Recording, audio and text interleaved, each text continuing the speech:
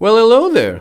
Welcome to my first video where I'm going to try to tackle one of my biggest weaknesses. You see, I usually go for animals or plants when it comes to drawing. It's something that I've always loved to do, so it kinda comes out naturally. But the thing is, not all Pokemon are based on living creatures.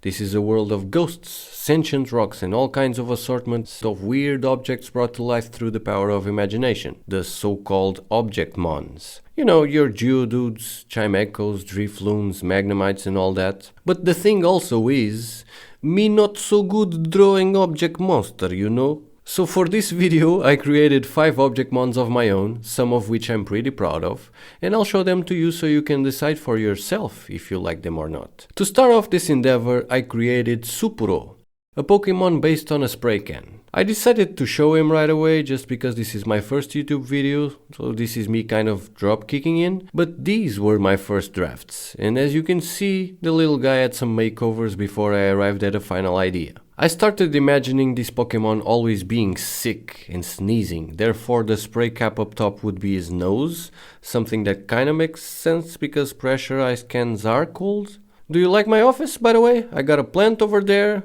I got a big TV, I got some balls over here. But anyway, so the nose is the cap up top, right? Immediately that threw a wrench into the process because all of a sudden a bunch of questions pop up. So, the nose is above the eyes? How do I make sense of that? Where's his mouth then? This triangle on the belly kind of makes him squid looking, so is its mouth there? What I ended up imagining was that the eyes around the nose would have a swivel joint and it would be in the shape of a beak. But then another question, the beak needed a bottom part because otherwise how would the beak even how would the beak even work? And after some sketching around, refining some shapes because my boy was looking ugly, the bottom slowly turned into what looks like a mustache, but actually isn't because it's just the bottom of the beak. But that made a good idea come to my mind.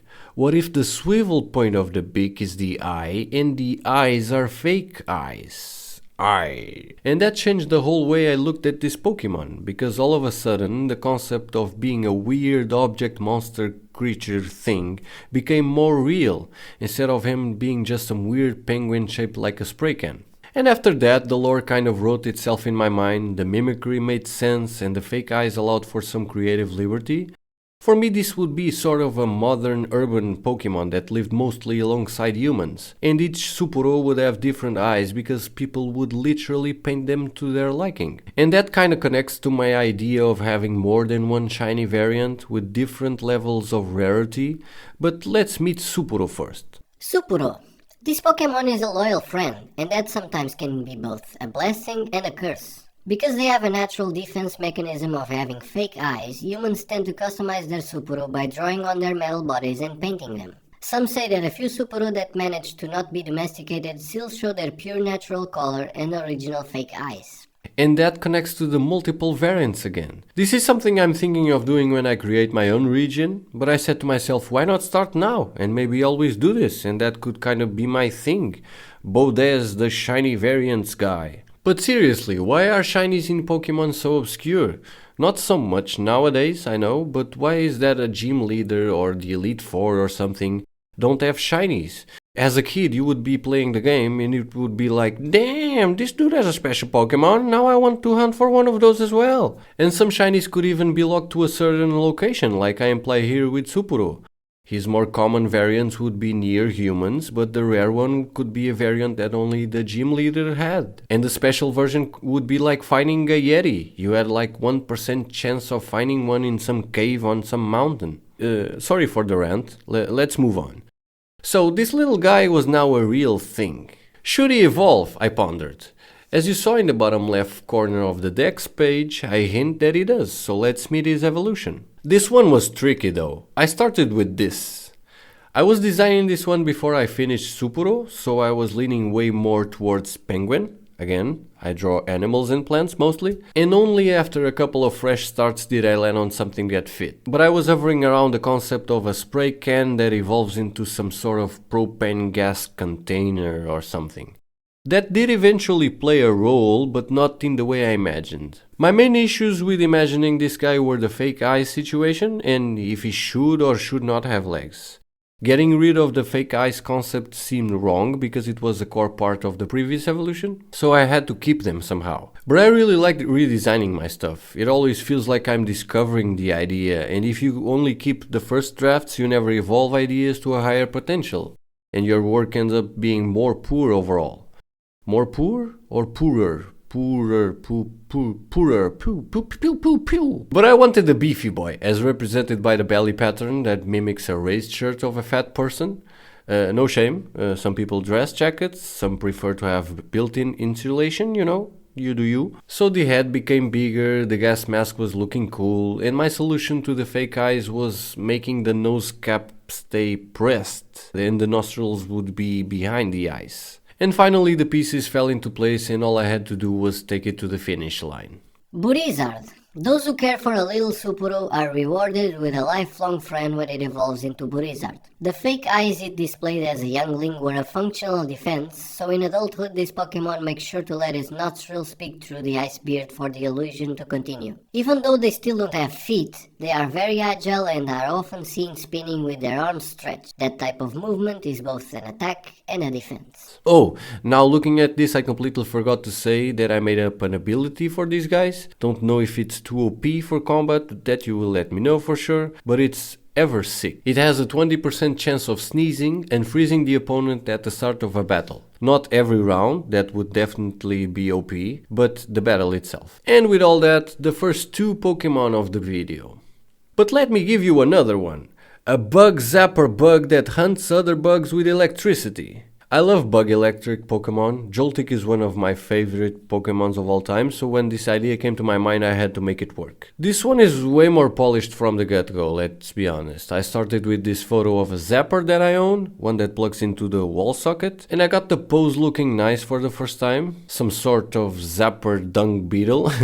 There were still questions in my head about how the zapper part would actually look, but as I sketched more and more the idea started flowing. Basically, it can expose the inside of his exoskeleton, revealing the biozapper. Something that really started to catch my eye though was the way the shapes were communicating face. And that was the perfect piece that was left. When it raises its back, the patterns resemble a face like we see on real-life insects. It was a matter of Pokemonifying the shapes a bit more and I was ready to try some final lines. And here is when I fell in love with this drawing. I remember in my head being like, yeah. I solved all the problems except for the colors, because the colors were looking cool to me, all of them, but eventually we got this. Denkushi.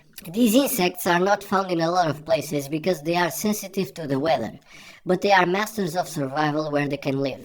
When it comes to hunting, they took bioluminescence to the next level and developed a bug zapper inside their abdomen. As for defense, not only do they show off an intimidating pattern by raising their bodies, but the electricity also makes them not so inviting to be pecked. No evolution has yet been discovered. This is a way of letting me in the future in case I feel like adding new stuff. Alright, Denkushi. This is my favorite so far, but let's move on because the next one I think it's pretty cool as well. Well, not a well, but a pot possessed by the souls of the dead plants that lived inside him for the past century. Here's this little cute monstrosity. Now, for this one I actually started drafting the two stages at the same time because I usually don't do that. I thought I'd give it a go though. I don't think it helped much to be honest, but that is probably more of a me problem than a problem with the technique itself. And I say this because the second stage ended up way different. Mostly because the more I focused on the first stage, the more I changed the lore in my head, and that made it so the second stage had to fit the idea better. The main thing was that this Pokemon is more the souls than the clay or the bits of plant that remain. So by evolving, it shouldn't gain more clay or gain more roots. It should gain more souls, either by consuming them or by merging with others of its kind. But that will come to play in a bit. For now, I toyed around with getting the souls right. Right amount, right positions, right viscosity. Yes, viscosity, because I was still conflicted. Should it be smoky souls or liquid potion-like souls? I chose liquid potions in the end and sort of tried to make it look like they are arms throwing cute little punches, which I think looks cool.